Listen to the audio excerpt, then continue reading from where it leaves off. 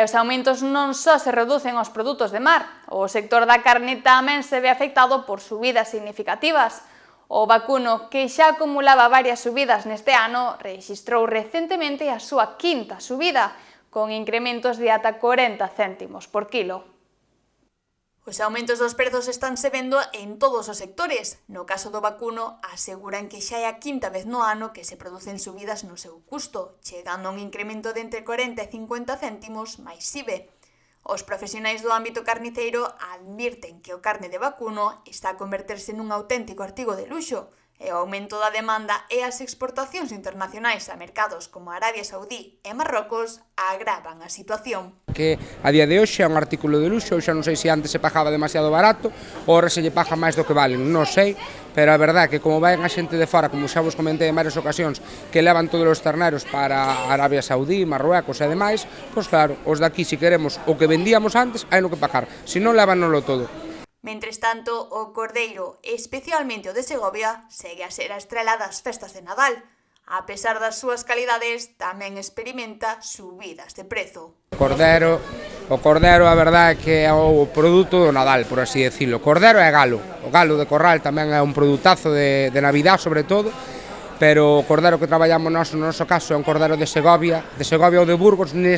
Estas últimas Navidades estamos traballando sempre de Segovia e a verdade que é impresionante. O cordeiro de 8 kilos rolda os 23,95 euros e os de maior tamaño entre 10 e 13 kilos. Presentan prezos máis baixos en comparación coas variedades máis pequenas.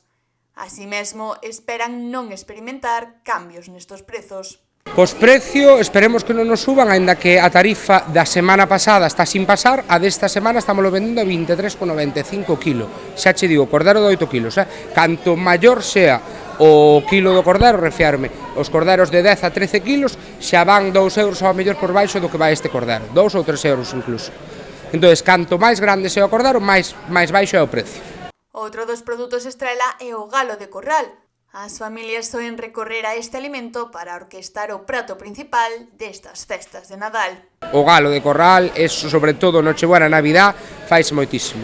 Nós vendemos moitos.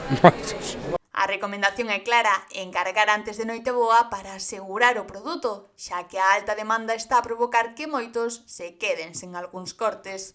Aconsellamos á xente que para ter o que busca, que é mellor que faga o seu encargo. De feito, xa temos máis de 50 encargas feitas, xa para fechas para o 23 e 24, e bueno, eso, animamos a que todo o mundo que non queira quedar sin o produto, con cargue canto antes. Non obstante, o carniceiro tamén advirte que non é recomendable conxelar os produtos. O cordero, esta semana estou comentando que vale 23,95. Eu non sei como vai ser a tarifa da semana que ven, pero como moito vai vir un euro subido. Entonces, moita xente leva medio cordero estamos falando de 4 kilos. 4 kilos son 4 euros. Eu por 4 euros non congelo, sabes? En vez de levar máis, levo un cachiño menos, pero xa me compensa. E a vacuna igual. Eu non congelaría, refiarme este produto, ano que levar fresco e consumilo fresco. Así pois, no marisco e na carne, a realidade está clara. Este Nadal, o luxo tamén virá nas mesas.